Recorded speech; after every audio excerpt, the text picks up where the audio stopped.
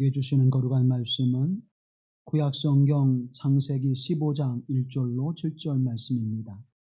창세기 15장 1절로 7절 말씀을 받들어 읽을 때에 거룩하신 하나님의 음성을 들으시기를 간절히 기원합니다. 이후에 여호와의 말씀이 환상 중에 아브라함에게 임하여 이르시되, 아브라함아, 두려워하지 말라. 나는 내 방패요 너의 지극히 큰 상급이니라. 아브라함이 이르되, 주 여호와여, 무엇을 내게 주시려 하나이까? 나는 자식이 없사오니 나의 상속자는 이 다메섹 사람 엘리에셀이니이다. 아브라함이 또 이르되, 주께서 내게 씨를 주지 아니하셨으니 내 집에서 길린 자가 내 상속자가 될 것이니이다. 여호와의 말씀이 그에게 임하여 이르시되, 그 사람이 내 상속자가 아니라 내 몸에서 날 자가 내 상속자가 되리라 하시고, 그를 이끌고 밖으로 나아가 이르시되, 하늘을 우러러 무뼈를 셀 수 있나 보라. 또 그에게 이르시되, 내 자손이 이와 같으리라. 아브라함이 여호와를 믿으니 여호와께서 이를 그의 의로 여기시고, 또 그에게 이르시되, 나는 이 땅을 내게 주어 소유를 삼게 하려고 너를 갈대아인의 우르에서 이끌어낸 여호와니라. 이는 하나님의 말씀입니다. 아멘, 아멘, 아멘.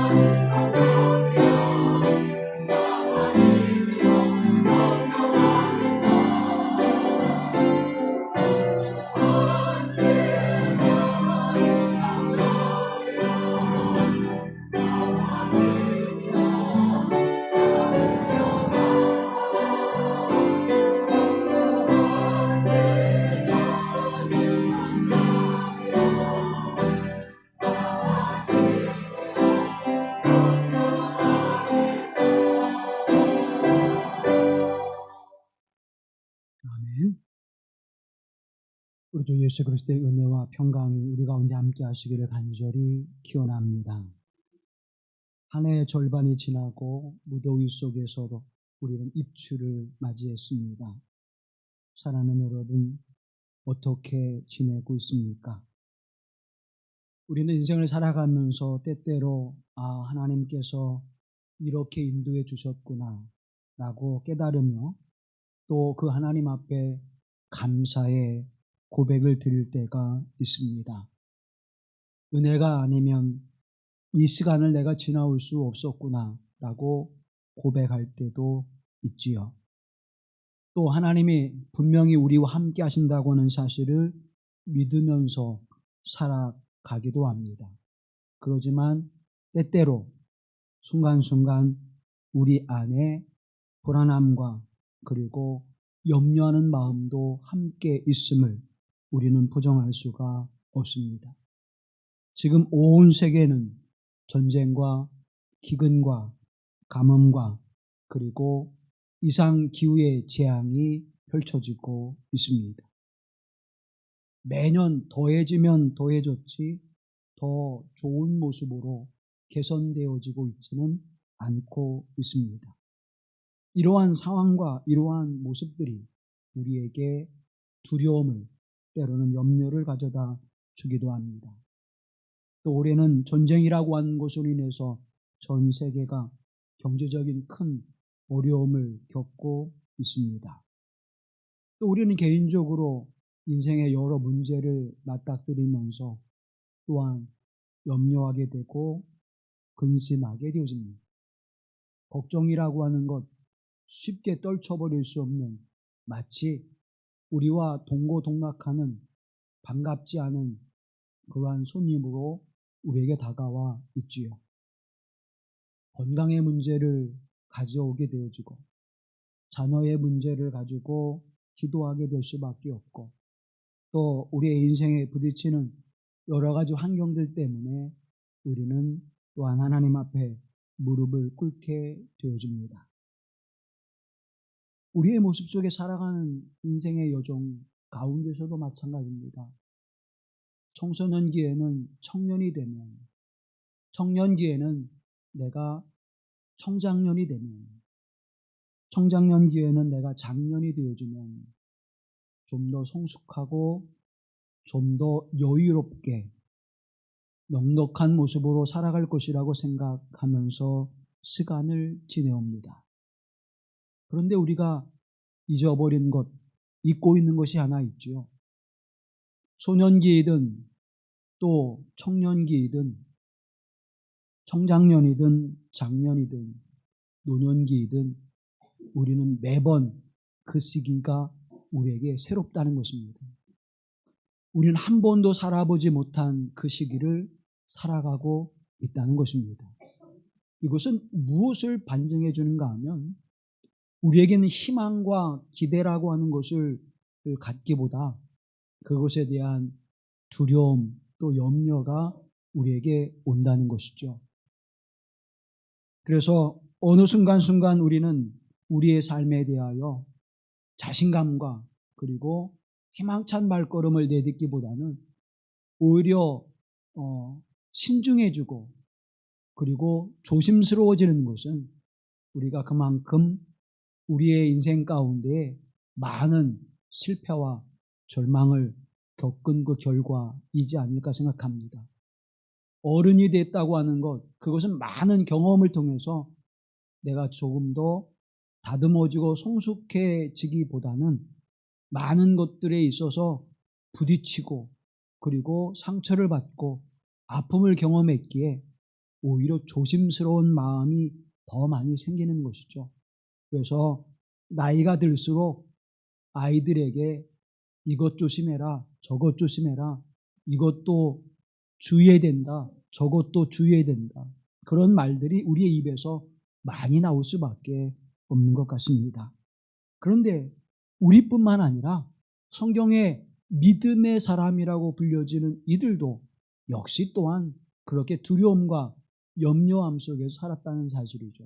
더더욱이 믿음의 사람이라고 불려지는 오늘 본문의 아브라함이 그러한 모습으로 오늘 인생을 걸어가고 있습니다. 염려와 두려움의 모습. 그는 어떤 사람입니까? 하나님의 약속하신 말씀을 따라서 그가 살고 있었던 고향, 친척, 아비집을 떠나서 하나님이 말씀하신 가나안으로 담대하게 온 식솔들을 거닐고 나아간 사람입니다. 또 그는 그의 사랑하는 조카 롯에게 가장 비옥한 땅을 다 내주었던 그런 사람이죠. 또 그는 그의 조카 롯이 가나안 족속에게 붙들려가고 재산을 압류당할 때에 318명의 식솔들을 이끌고 올라가서 그들을 물리치고 조카 롯과 재산을 다시 다 되찾아온 그런 용맹스러운 전쟁의 승리를 경험한 사람입니다. 그럼에도 불구하고 아브라함은 두려워하고 염려하고 있습니다. 그도 그럴 것이 오늘 15장 1절이 시작되는 그 첫 말씀이 이후에라고 하는 말씀으로 시작되죠. 이후에라고 하는 말씀은 그 앞에 무엇인가 어떤 사건이 있은 후에라고 하는 뜻인데, 어떤 사건이 있었는가 하면 바로 조카 롯을 구출해내는 사건이 있었습니다. 아브라함이 실속 318명을 이끌고 올라가서 밤밤중에 기습해서 이제 승리를 이끌어내긴 했지만, 그러나 그들이 연합을 이루어서 군대를 일으키고 다시 아브라함을 향해서 다가온다면 아브라함은 그들을 이길 수 있는 그러한 힘이 없습니다.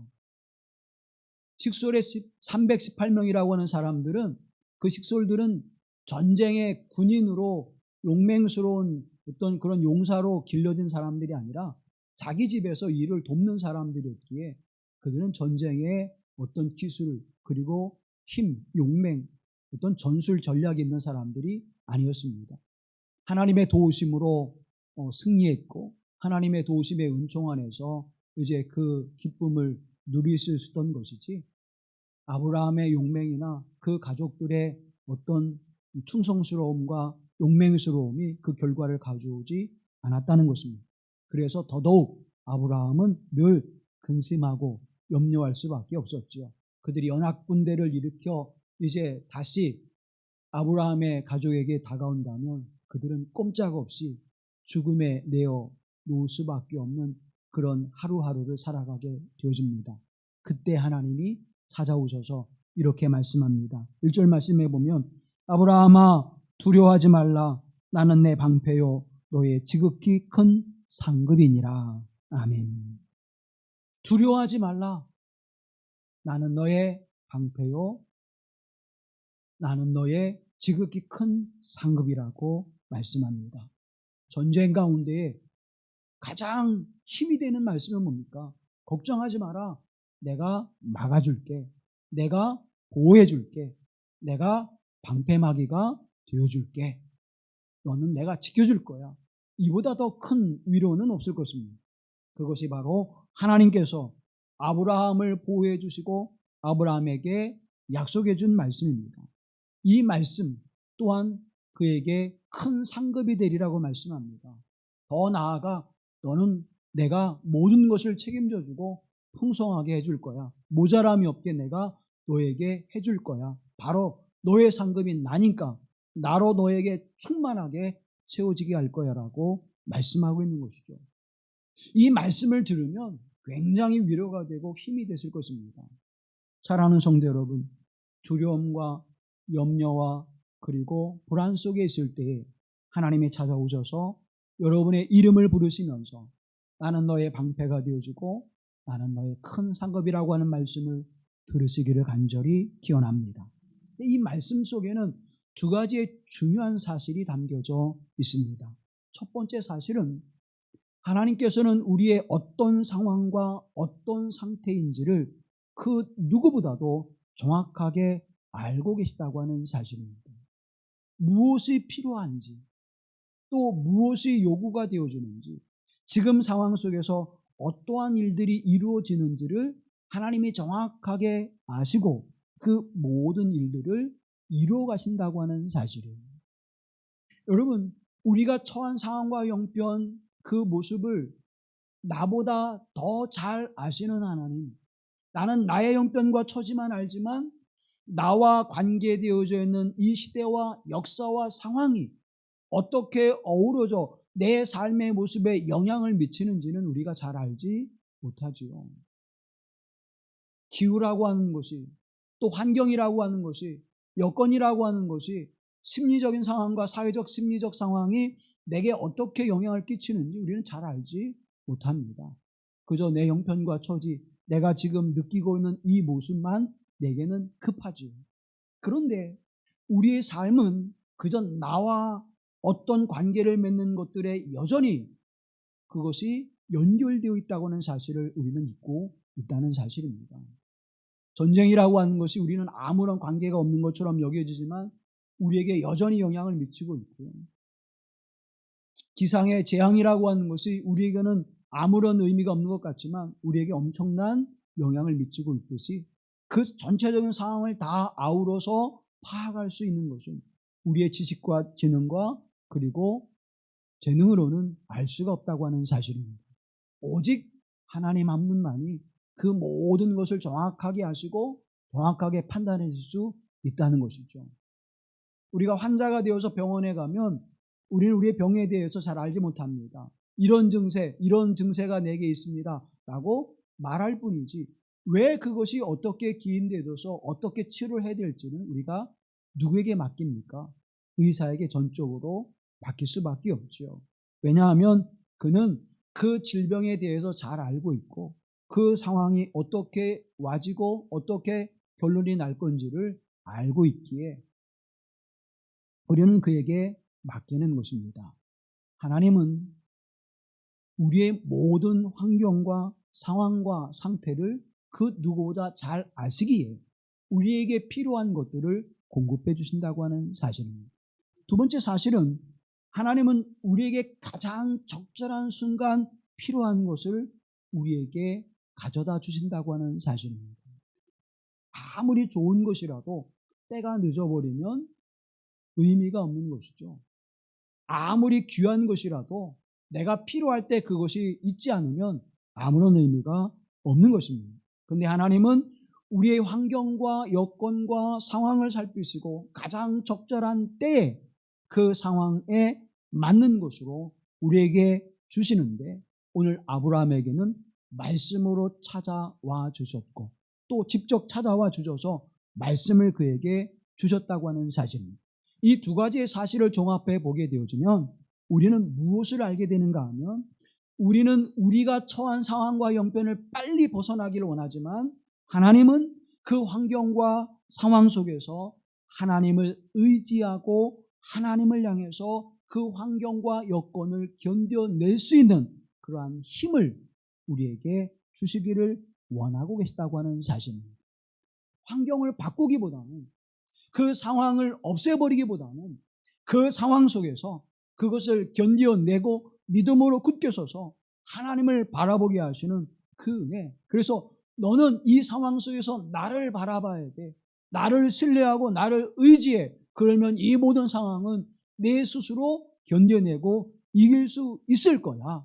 나는 너의 방패가 되어지고 나는 너의 큰 상급이 되어줘. 넌 나를 바라봐. 그러면 그 은혜와 복을 누리게 될 거야. 오늘 우리에게 찾아오셔서 말씀하시는 줄로 믿습니다. 그런데 아브라함은요, 그 말씀을 들으면서도 아멘 주여 그렇습니다. 내가 믿습니다. 라고 말하지 않고 이렇게 이야기합니다. 2절에 보면 아브라함이 이르되 주 여호와여 무엇을 내게 주시려 하나이까?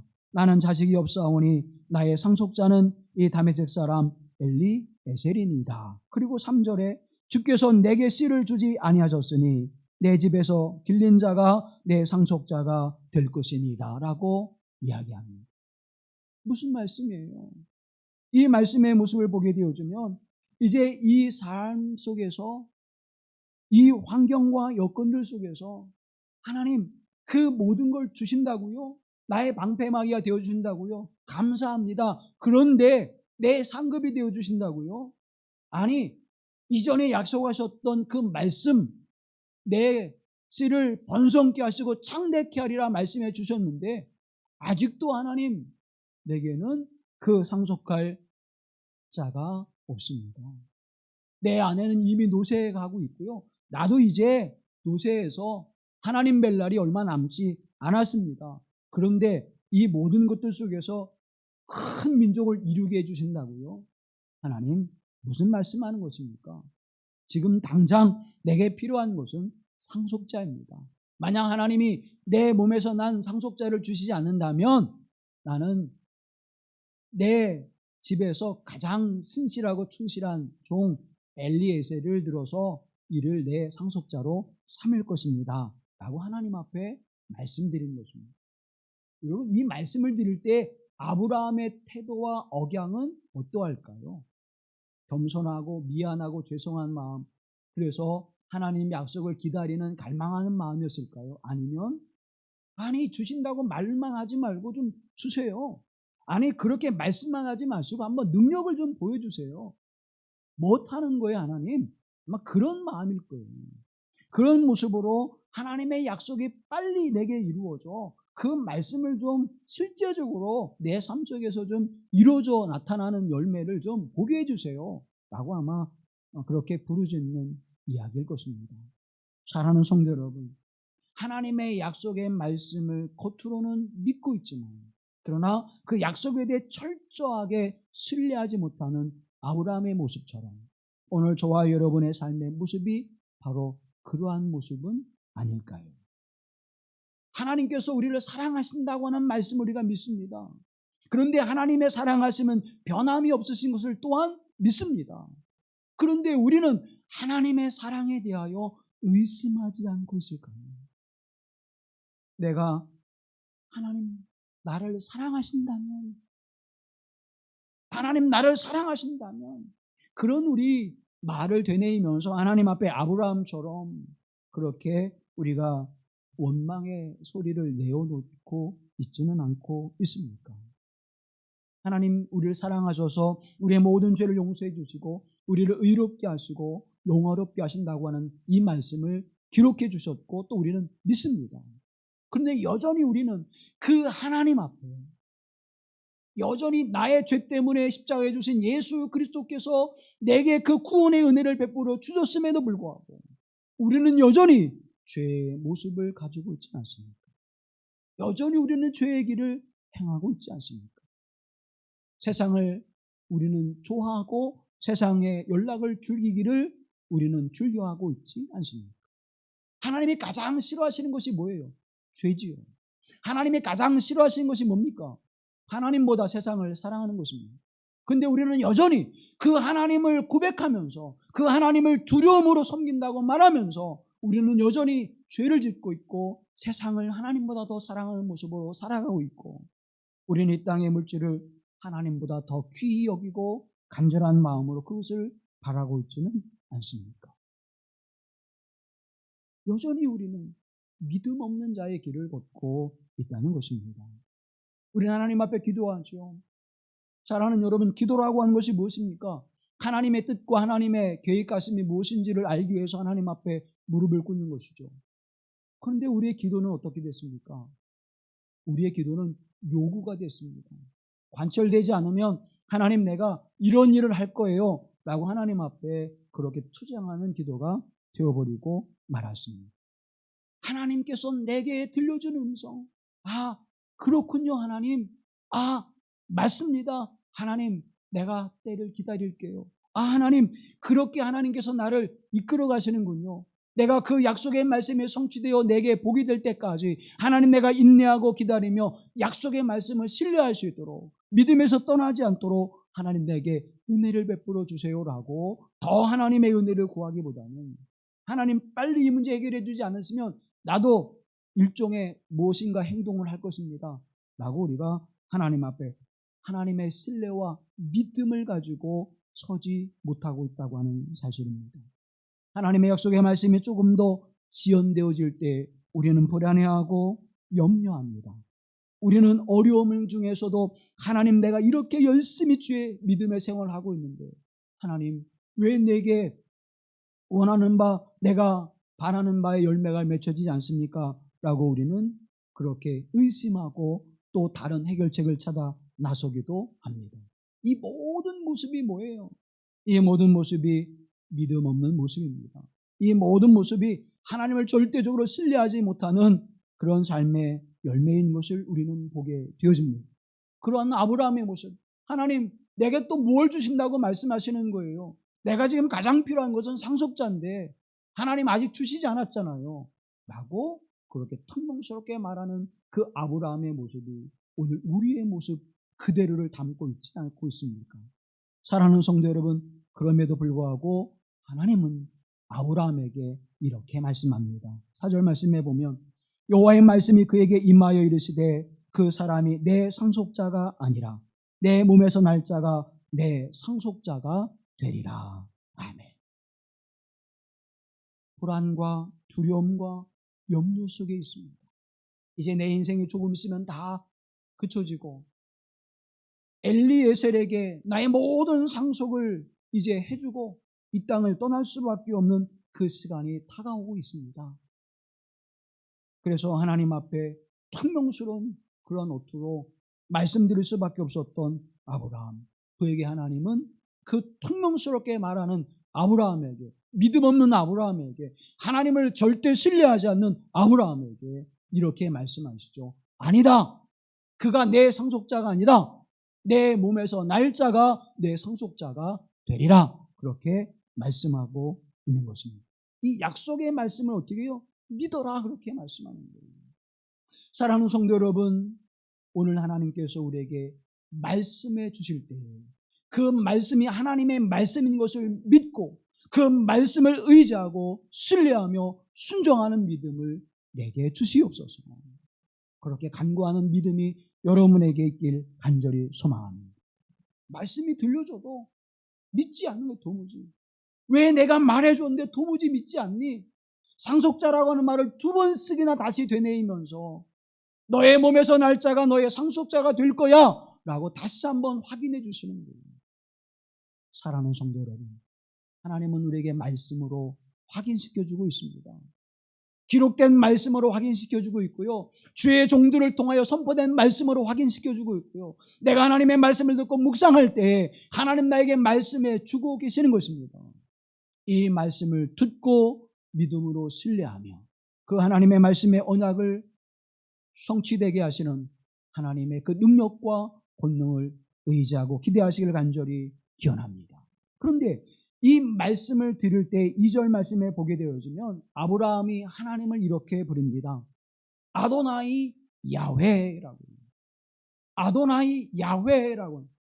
주 하나님, 주 여호와, 주 야훼라고 고백하는 것이죠. 근데 이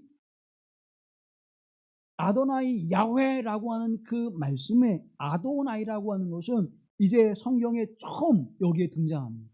근데 이 아도나이라고 하는 것은 주, 주님 그런 뜻이에요. 주인 그런 뜻이에요. 그러니까 나의 모든 것 되시는 분이다. 나의 모든 것의 주인 되시는 분이다.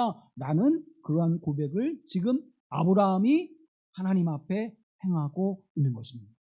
주 여호와여 아도나이 야훼라고 이렇게 고백하면서 나의 주인님, 나는 주의 종이고 하나님은 나의 주인이십니다 라고 고백하는 것이죠. 근데 보십시오. 이 고백은 그냥 단순한 고백이 아닙니다. 얼마나 친밀한 고백인가 하면요. 아브라함이 엘리에셀에게 모든 것을 상속하게 할 것을 하나님 앞에 고백하죠. 그럼 여러분 생각해 보십시오. 내 모든 재산이 나의 아들과 딸이 없어요. 그러면 여러분은 누구에게 상속하시겠어요? 내게 가장 가까이 있는 피부치, 혈육에게 내 모든 재산을 상속하겠죠. 그건 누굽니까?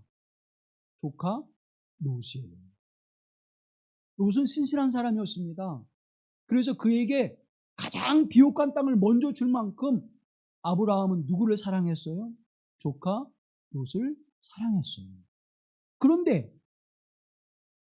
그보다 그 이후에 더 많은 재산이 있었고 더 많은 것을 가지고 있었던 아브라함이 조카 롯에게 재산을 상속하지 않고 그 집에서 충성스럽게 일하고 있는 엘리에셀에게 다 상속하기를 결정한 것입니다.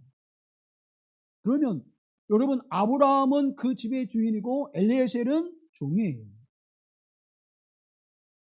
그 종에게 모든 것을 상속한다? 여러분, 이해가 됐습니까? 여기에는 우리에게 보여주는 또 하나의 그림이 있습니다. 그것은 무엇인가 하면 아브라함이 그 종에게 모든 것을 다 상속할 수 있도록 해주는 것은 그만큼 엘리에셀이 아브라함과의 친밀한 관계였음을 나타내주고 있는 것입니다.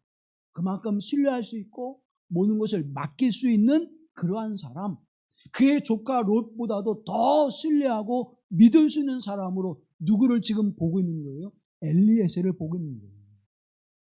그래서 우리가 생각하는 노예의 그런 관계가 아닙니다. 자신의 모든 것을 상속해 줄 수 있는 그러한 신실한 사람. 그래서 이 엘리에셀은요, 얼마나 신실한 사람이었는가 하면 나중에 이삭의 아내를 얻을 때에도 누구에게 전적으로 맡깁니까? 이 엘리에셀에게 전적으로 맡기잖아요. 여러분 생각해 보십시오. 이스마엘과 이삭이 없으면, 롯이 없으면 완벽하게 그 재산은 누구 것이 되는 거예요? 엘리에셀 것이 되는 거예요. 그럼에도 불구하고 엘리에셀은 한 번도 다른 생각을 갖지 않았습니다. 주인의 생각과 늘 같이 했습니다. 그래서 이삭을 위해서 충성스럽게 아버지의 마음으로, 아브라함의 마음으로 모든 일들을 해줘요. 아브라함과 엘리에셀의 그 관계가 그렇게 돈독하고 신뢰의 관계였습니다. 그런데 아브라함이 아도나이 주님, 나의 주인이요 라고 부르는 하나님과의 관계는 어떻습니까? 그 하나님과의 관계를 우리는 다시 보는 것입니다. 아브라함이 엘리에셀을 그렇게 신뢰했지만 아브라함은 하나님의 종으로 하나님에 대하여 그렇게 신뢰하지 못하고 있는 것입니다. 오늘 우리의 모습은 그렇지요. 세상에 대해서, 내 주변에 대해서, 내 가족에 대해서는 정말 신뢰하고 그렇게 모든 것을 맡겨주지만 하나님에 대해서는 우리는 얼마나 그렇게 신뢰하고 있습니까? 우리는 내가 좋아하는 사람으로부터 인정을 받고 내가 좋아하는 사람으로부터 관심을 받는 걸 굉장히 좋아하죠. 그래서 그것이 이루어지지 않으면 서운하기도 하고 또 우리의 삐친 마음 같기도 하죠. 근데 하나님에 대해서 우리가 신뢰하고 하나님을 사랑하는 마음, 하나님의 향해서 간절히 사랑하는 마음이 내 환경과 여건 속에 있는 주변의 사람들 또 관계들 속에서 주어지는 것보다 더 여러분 그것을 간절하게 사모하고 기대하고 있습니까? 아브라함이 엘리에셀을 신뢰하는 것만큼 아브라함은 하나님을 지금 그렇게 신뢰하고 있지 못하다고 하는 사실을 우리에게 나타내 보여주고 있는 것입니다. 두 번째는 엘리에셀은 아브라함에게 철저하게 순종하는 사람이었습니다. 그런데 아브라함은 하나님에 대하여 어떻게 하고 있습니까? 하나님에 대해 철저하게 그 말씀에 대해 순종하고 있지 못하고 있는 모습을 드러내주고 있습니다. 우리는 세상에 대해서 우리가 주어지는 환경 속에서 우리는 어떤 모습을 가져갑니까? 어떻게 해서든지 우리가 지키려고 하죠. 이렇게 해야 됩니다. 이것을 이루려면, 이 계약을 이루려면 이렇게 해야 됩니다. 당신이 나으려면 이렇게 복용하고 이렇게 따라야 됩니다. 그럼 어때요? 우리는 최선을 다해서 그렇게 하려고 하죠. 하나님에 대해서는요, 우리는 약을 먹는 것만큼이라도 그만큼도 하지 못해요. 이거 하루에 3번 꼭 드셔야 됩니다. 그럼 어때요? 우리 꼭 먹죠. 근데 하나님께서 우리에게 주시는 말씀에 대해서는 우리 그렇게 철저하게 하지 않아요. 하나님에 대해서 그렇게 철저하게 신뢰하지 않아요.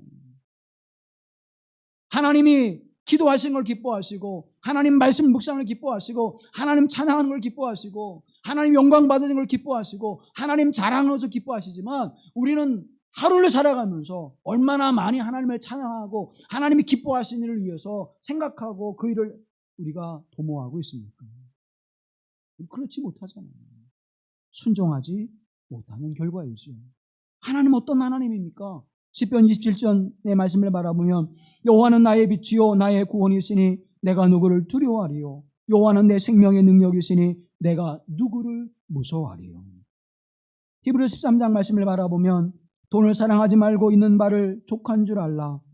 그가 친히 말씀하시기를 내가 결코 너희를 버리지 아니하고 너희를 떠나지 아니하리라 하셨느니라. 그러므로 우리가 담대히 말하되 주는 나를 돕는 이시니 내가 무서워하지 아니하겠노라. 사람이 내게 어찌하리요 하노라. 아멘. 하나님이 계시기에 하나님이 나의 빛이 되시고 나의 구원이 되시며 나의 생명과 능력이 되시기에 나는 그 하나님께서 나를 버리지 아니하시고 나를 떠나지 아니하시고 나를 지키시고 나를 도우시며 무서운 환경과 염려의 환경 속에서 나를 건져내신 하나님 되심을 믿기에 그 하나님이 나의 하나님 되심을 고백하기에 나는 그 하나님을 의지하고 바라보겠습니다. 그런데 사랑하는 여러분, 그 하나님 앞에 우리는 어떤 삶의 모습을 가지고 살아가고 있습니까? 그 하나님을 신뢰하고 믿고 철저하게 의지하지 못하고 믿음에 서지 못하는 우리의 모습을 오늘 아브라함의 모습을 통하여 보여주고 있는 것입니다. 믿음에 서서 하나님을 바라보십시오. 하나님을 신뢰하십시오. 그 하나님은 우리를 책임져 주시고 우리를 도우시며 우리의 방패가 되어 주시며 우리의 큰 상급이 되실 줄로 믿습니다.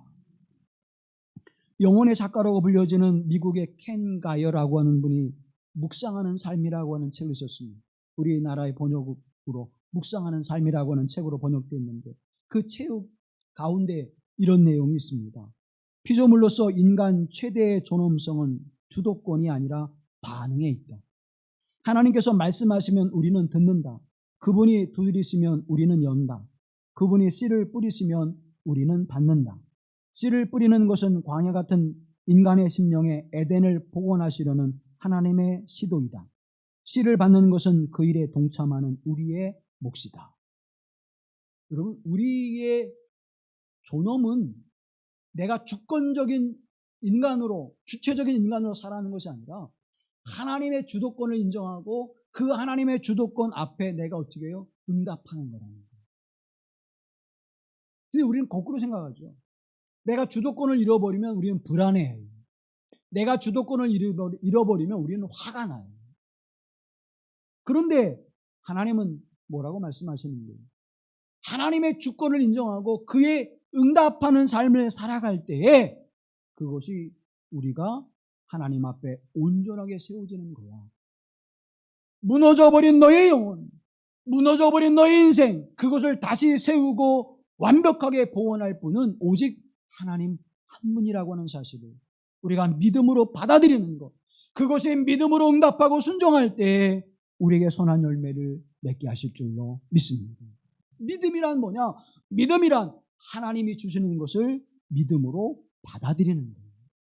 내게 어떤 환경과 상황과 형편과 처지를 주시든 그것을 받아들여 하나님께서 이것을 통해서 한치의 오차도 없이 나에게 선함을 이루시고 나에게 생명을 이루시고 나에게 하나님의 영광을 나타내시는 거룩한 길을 열매를 맺으실 것을 믿는 믿음인 것입니다.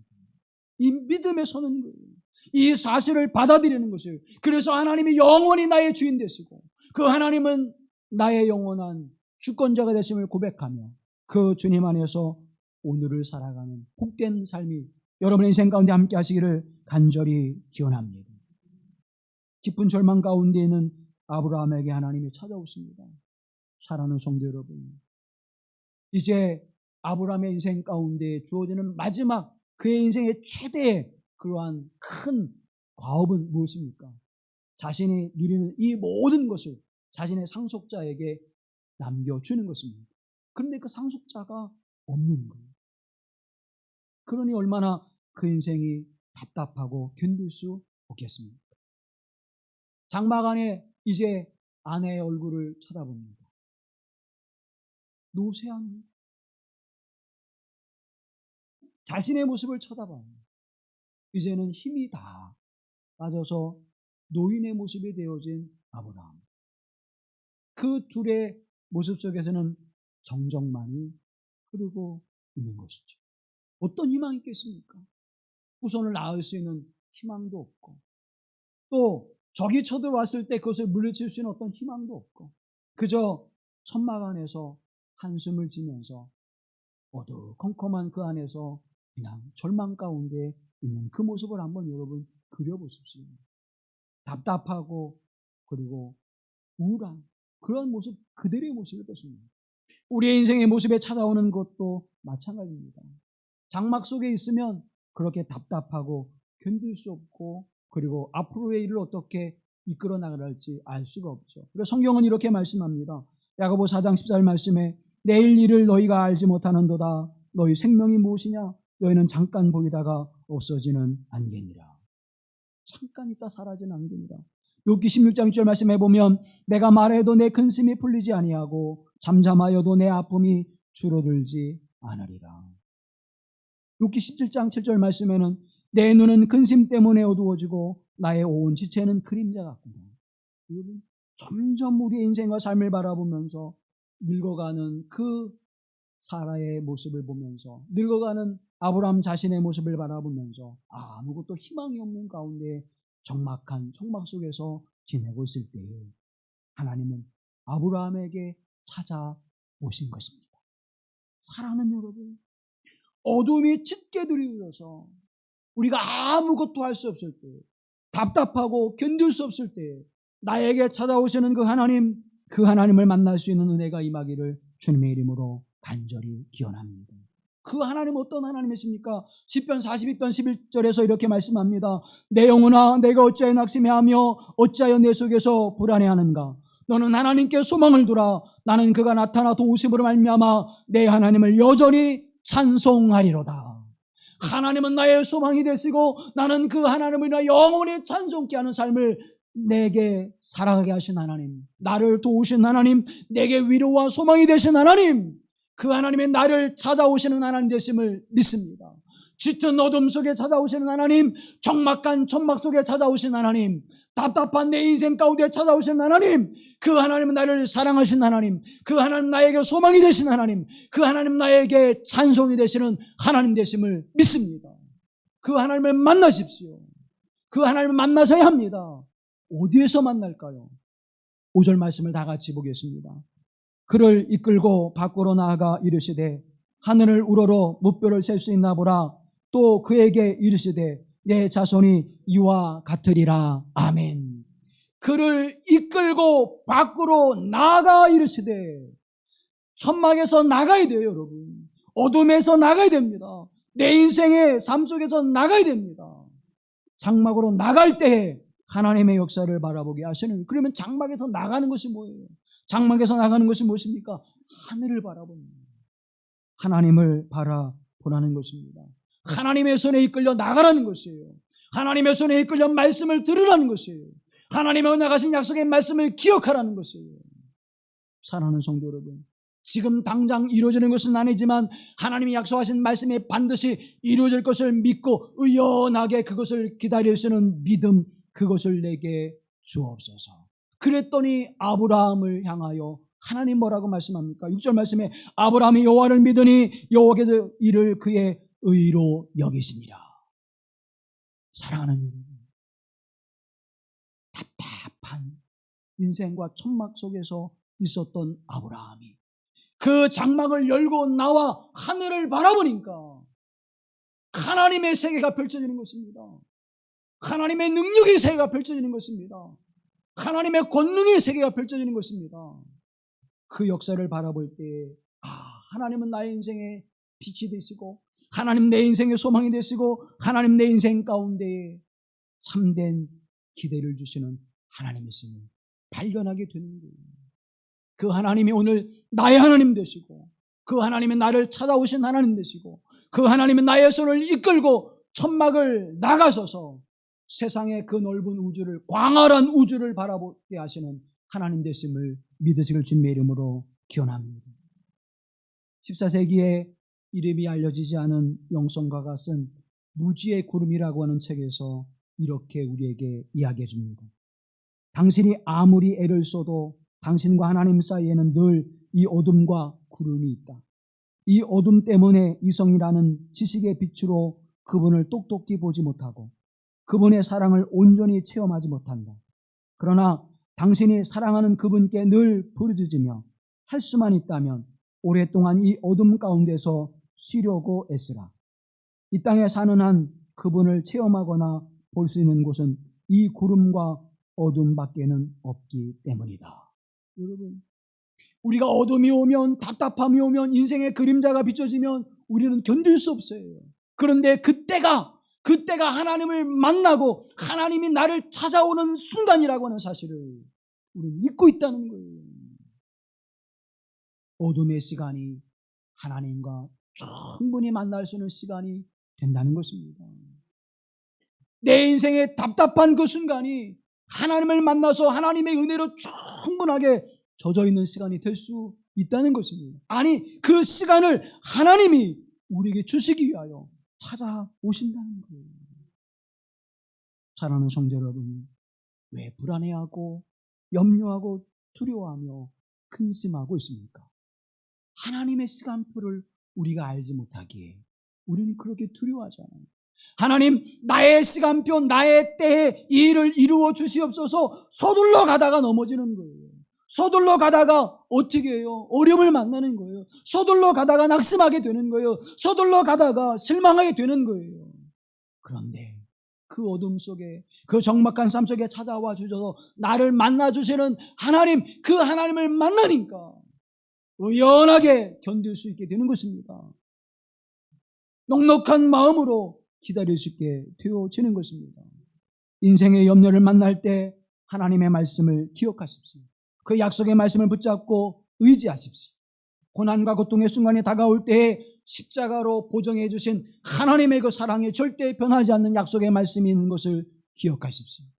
내 눈으로 보는 상황이 나를 엄습해 오는 것이 아니라 내 눈에 보이지 않는 하나님의 그 권능과 능력의 손길이 이 상황과 형편을 능히 다시 우리에게 유익한 순간으로 바꿀 수 있다고 하는 사실을 기억하십시오. 힘들고 어려울 때 하늘을 바라보면서 하나님의 약속을 다시 한번 기억하십시오.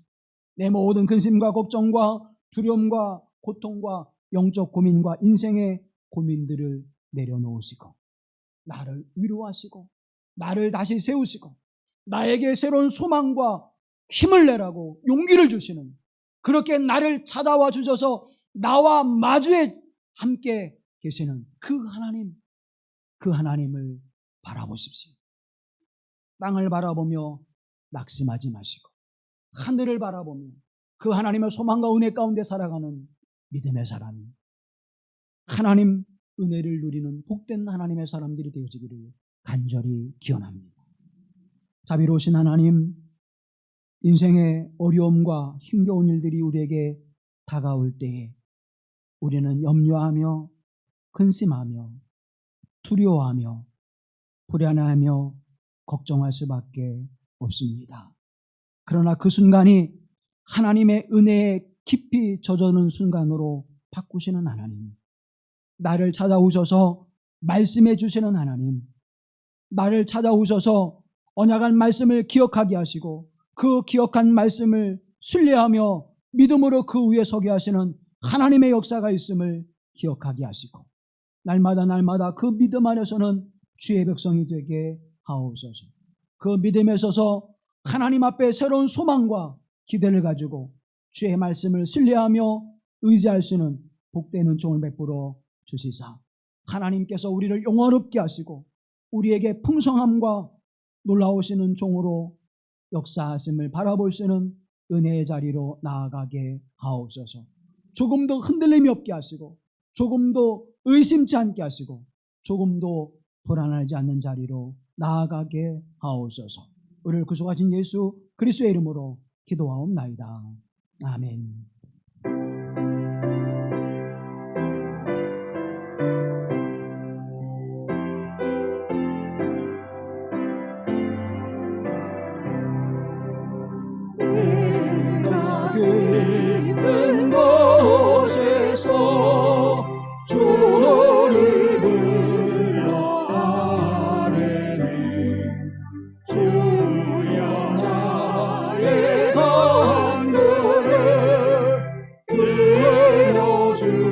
것을 바라고 보좌 앞에 나가네.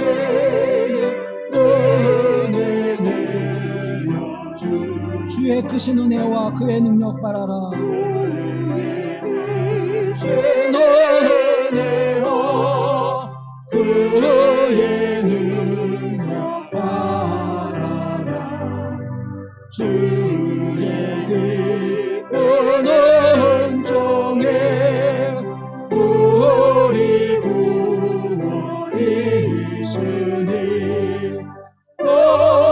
변함없는 주님만 믿고 기다리죠. 주의 크신 은혜와 그의 능력 바라라.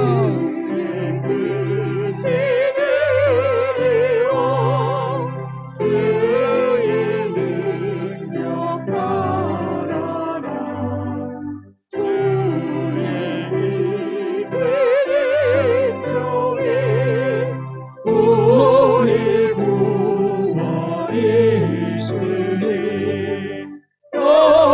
변함없는 주님만 믿고 기다리지.